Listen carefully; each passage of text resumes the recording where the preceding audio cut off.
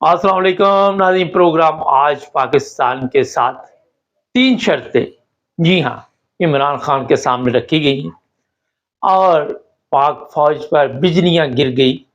ہوا کیا یہ بھی آج آپ کو بتائیں گے۔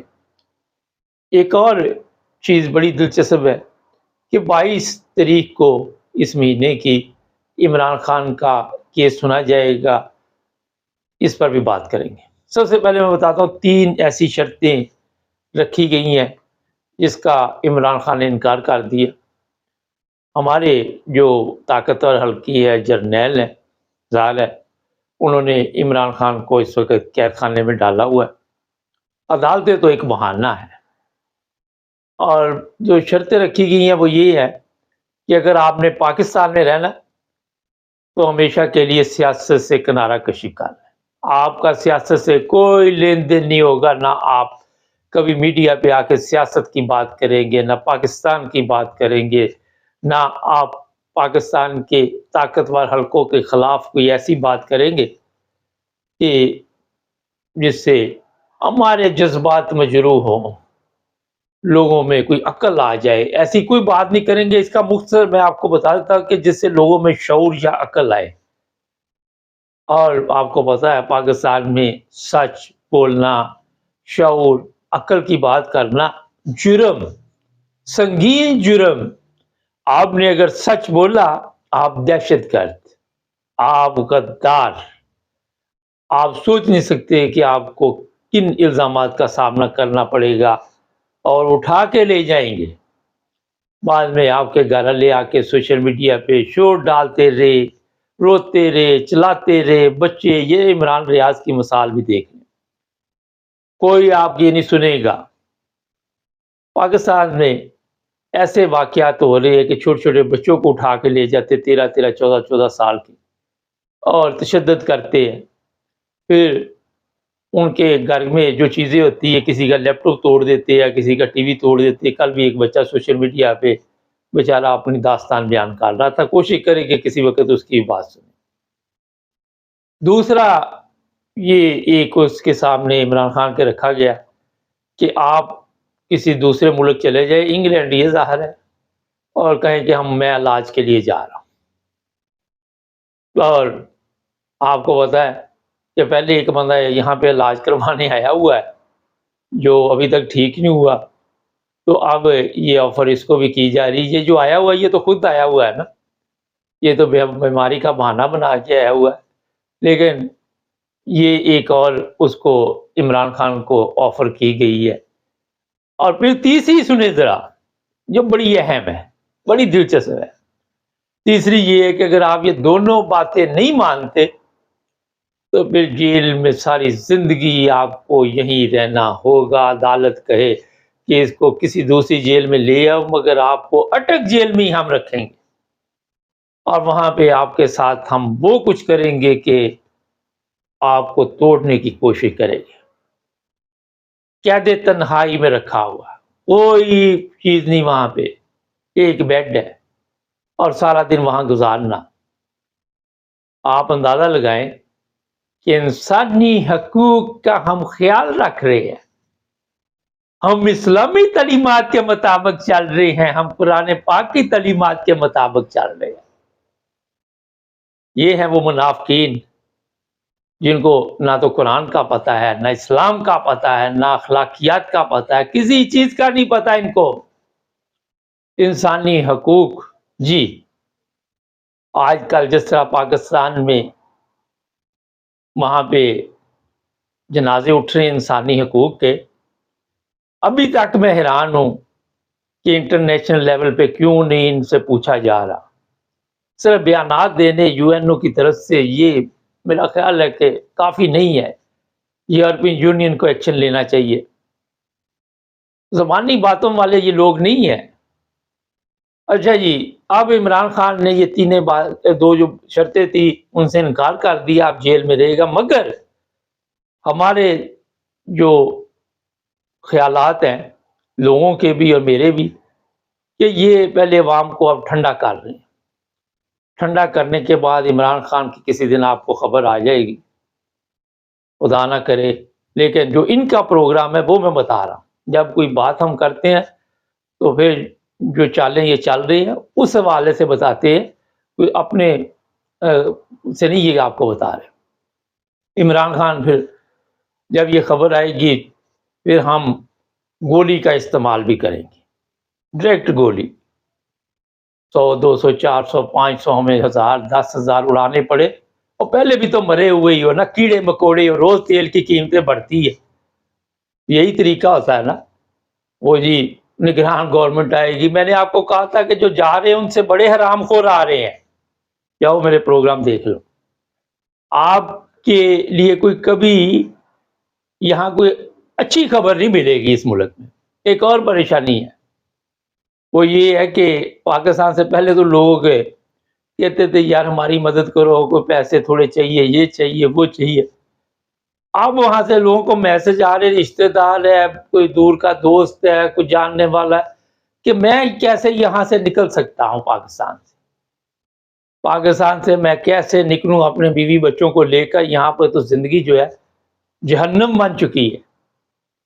یہ ہے اس وقت سب سے بڑا جو پاکستان کے لوگ پاکستان میں رہتے ہیں ان کا مسئلہ۔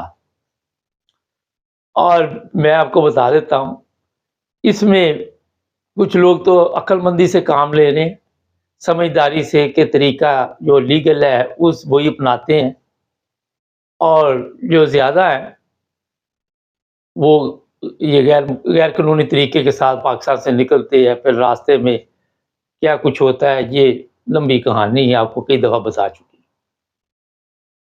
ابھی یہ پٹرول اور مہنگا کریں گے، آپ کے خیال میں یہ پہلا ابھی آپ کو انہوں نے سرپرائز دیا، آہستہ آہستہ اور مہنگا کر۔ اچھا مزے کی بات سن لیں، میرا خیال ہے کہ کل بلوچستان کے جو وزیر اعلیٰ ہے ان کا بھی نام سامنے آ گیا، اور وہ بھی ایک مجرم ہمارے پاس موجود ہے کہ اس نے پتہ نہیں کتنی زمین ہے جس پہ ناجائز قبضہ کیا ہوا ہے۔ میں نے آپ کو کہا تھا کہ ان کو کلین بندہ نہیں ملے گا، مجرم ملیں گے، کیونکہ یہ خود مجرم ہے۔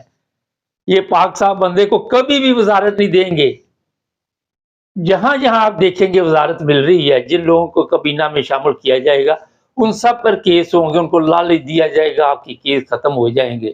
آپ نے ہمارے کہنے پہ چلنا ہے، اگر ہمارے کہنے پہ نہیں چلیں گے تو آپ کے کیس وہ بھی کھل جائیں گے اور بھی کیس بن جائیں گے۔ بلیک میل ملک چل رہا ہے، گندی فلموں پہ بلیک میل کر کے لوگوں کے جو حالات پاکستان میں جس طرح قتل عام ہو رہا ہے، اور میں حیران ہوں کہ اتنی بھی غلامی کیا یار پولیس والوں، اتنی بھی غلامی کیا پاک فوج کے جوانوں، کہ اگر آپ کو کوئی حکم ملتا ہے اوپر سے آپ یہ بھی نہیں چیک کرتے کہ یہ ٹھیک ہے غلط ہے، کسی کی جان لے لیتے ہو، کتنا ظلم ہے۔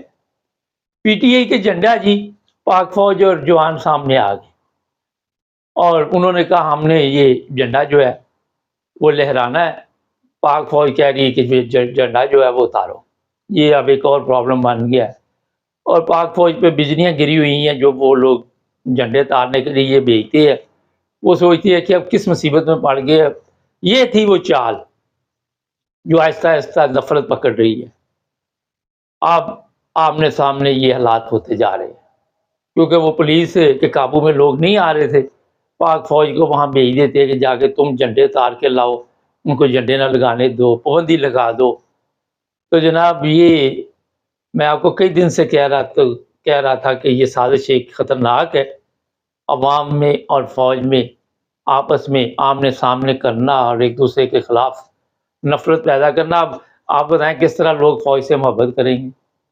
تو ایک جھنڈا اتارنے کے لیے آپ پاک فوج بھیج رہے ہو، یہ لڑنے کے لیے ہمارے دشمن کے لیے ہم نے تیار کی ہوئی ہے، آپ اسے اپنے لوگوں پہ جھنڈے اتارنے کے لیے دستے بھیج رہے ہو، بعد میں میرا ٹینک شینک لے کے بھی نکلیں گے کہ اپنے لوگوں پہ حملے کرے۔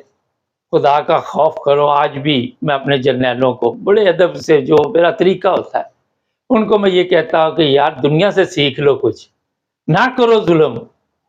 آپ دیکھ لیں کتنے لوگوں نے آج تک عوام پہ ظلم کیا، کیا ہوا؟ عوام آج انہیں ذلت اور رسوائی کے ساتھ یاد کرتی ہے۔ کیوں نہیں سبق آپ لوگ حاصل کرتے؟ کیوں نہیں عوام کے ساتھ مل کر چلتے، عوام کے جذبات کا خیال رکھتے؟ عوام جو کہتی وہ کیوں نہیں کرتے آپ؟ चोरों डाकू की पुष्ट बनाई करके अपनी जायदादें बनाने के चक्कर में मुल्क का बेड़ा गर्क कर दिया, सत्यानाश कर दिया। वो खुदा के बंदो, आज दुनिया कहाँ पहुंच चुकी है। आज ये ममालिक देखे कहाँ से कहाँ पहुंच गए।